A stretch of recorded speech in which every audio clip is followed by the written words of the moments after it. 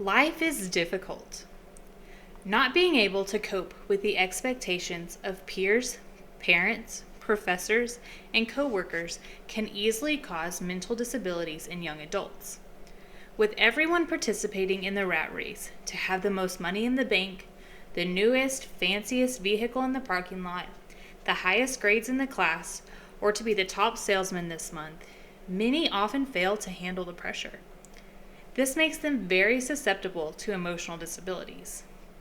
According to the National Alliance on Mental Illness, 1 in every 5 people in America suffer from a mental health condition, such as anxiety, depression, relationship problems, or post-traumatic stress disorder. Unfortunately, we live in a culture that often does not make enough space for pain and suffering.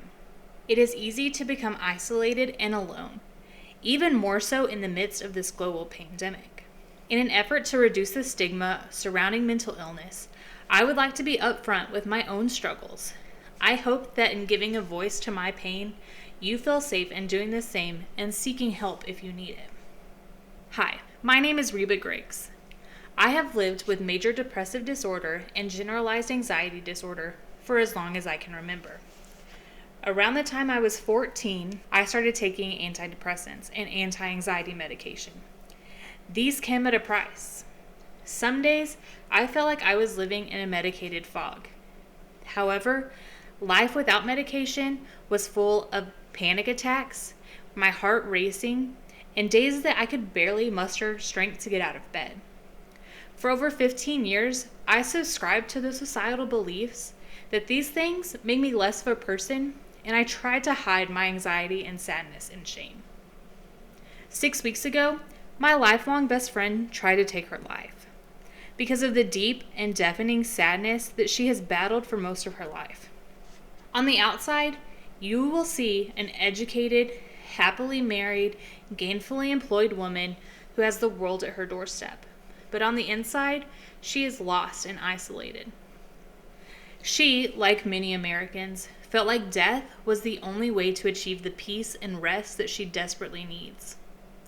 Luckily, that day she woke up and decided to stay. Her family was able to get her admitted to a hospital to reevaluate her mental illness and come up with a more effective treatment plan. A big stigma about having a mental condition when you're a young adult is that you don't have the support that you did when you were younger, such as living at home with your parents or having a close friend that you see every day. Some days, it can feel like the only support or person that you can talk to is the person looking back at you in the mirror. The rise in young adults suffering from mental health conditions is a growing concern. This leads me to our topic for today. The idea that emotional support animals are beneficial in managing mental health conditions for young people and people of all ages.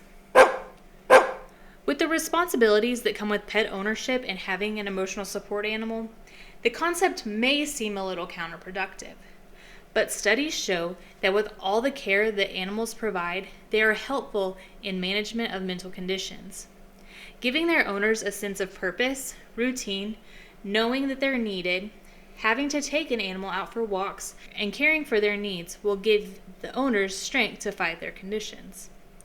Remember, no matter how bad your day is, your furry companion will be waiting for a quick snuggle as soon as you walk in the door. So what is a service animal? Service animals have been part of our society for a long time, but the services they provide have greatly expanded over the years. An animal can be trained to perform a variety of tasks to assist people with an array of disabilities.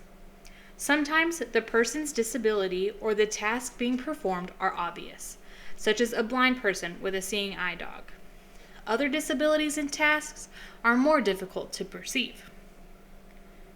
Attention to disabilities has increased in recent years, in part due to the number of men and women returning home from the wars in Iraq and Afghanistan.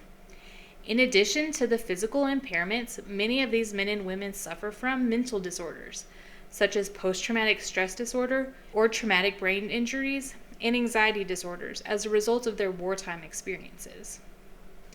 Service animals can be trained to provide meaningful assistance for people who can no longer perform basic mental tasks due to physical, emotional, or mental disability. In 2010, the U.S. Department of Justice issued regulations implementing an amended Americans with Disabilities Act, or ADA. The regulations included new guidance regarding service animals. Not just any animal can be a service animal. According to the ADA, a service animal means a dog or miniature horse that has been individually trained to do work or perform tasks for the benefit of an individual with a disability, including physical, sensory, psychiatric, intellectual, or other mental disabilities. The ADA specifically accepts the definition of a service animal as an animal intended to increase an individual's comfort or sense of well-being. In a practical matter, it's not always obvious when an animal is trained to perform a specific task for a person with a mental disability, such as calming an individual with PTSD during an anxiety attack, or reminding someone with an intellectual disability when it's time to take their medication. If the animal merely provides a general sense of comfort unrelated to a disability, then the animal does not meet the definition of service animal under the ADA. This brings us to emotional support animals. The primary role of an emotional support animal is to provide comfort and companionship. A person suffering from any mental condition, depression, anxiety, or stress require a lot of care and compassion. Who better to give you these than the pets who will love you unconditionally and help you navigate day-to-day life? Please do not confuse the term emotional support animal with a service animal. They are not the same. Service animals need special training, testing, and certifications to perform specific tasks for people with disabilities. You do not need any sort of certification for an ESA. Although dogs and cats are the most common emotional support animals, other types of animals like miniature pigs, ducks, monkeys, or even reptiles can be used as emotional support animals. It is important, however, that the animal is easy to manage in public places and should not be harmful to others. When searching for an emotional support animal, it is important to find an animal that is compatible with your lifestyle and energy level. The Biomed Central Psychiatry produced a study to understand the power of emotional support animals for people with mental conditions. The review was compiled of 17 studies. Some included the benefits of pet ownership, the neutral and positive effects of having a pet in your life. The research concluded that pets are very beneficial for a person's health and proved to be therapeutic for people suffering from a mental condition. It's easy to see that stress melts away when you look into a pet's soulful eyes. But when you pet them, your body also releases oxytocin, which helps reduce blood pressure and your heart rate. Oxytocin is a hormone and neurotransmitter that is associated with empathy, trust, sexual activity, and building relationships. An emotional support animal can help manage your mental condition effectively.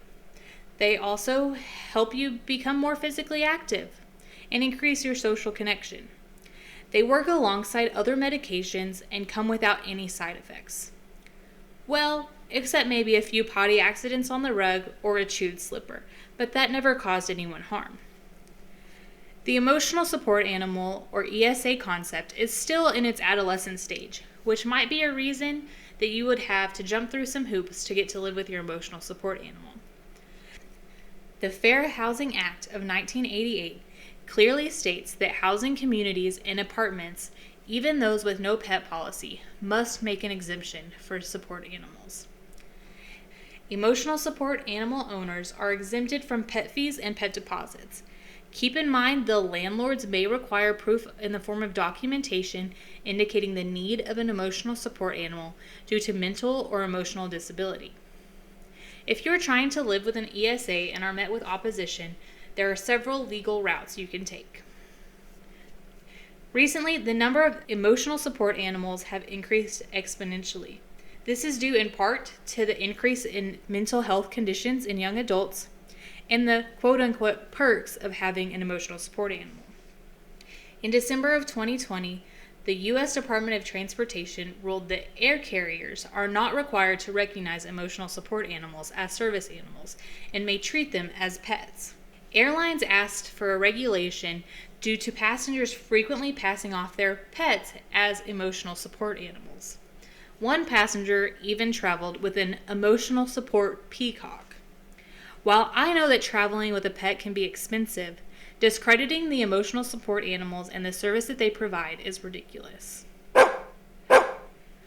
Do you suffer from depression, post-traumatic stress disorder, anxiety, or panic attacks?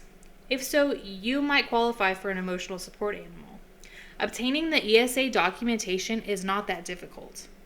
All you need is to have a written document from your licensed professional counselor, therapist, or your primary care physician. So talk to your mental health professional at your next appointment to see if adding an emotional support animal to your treatment is a wise investment. Alternatively, you can look online to find several ESA letter providers, where you can get a recommendation in just minutes. Remember, the letter will need to be renewed annually to remain valid. As a person who has lived with major depressive disorder and generalized anxiety disorder for more than half of my life, I can attest to the times when having an emotional support animal has helped me.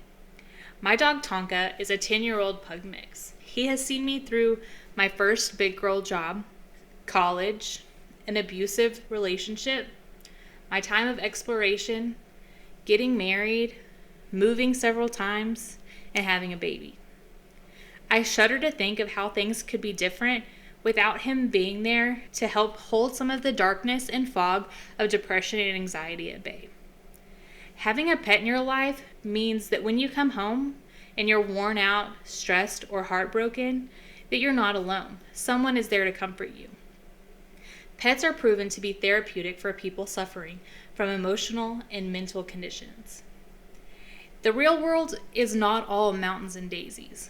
Like Dumbledore once said, you know happiness can be found even in the darkest of times, when only one remembers to turn on the light. Sometimes it gets difficult to turn on that light by yourself, and that is where emotional support animals can come in and lend a helping hand.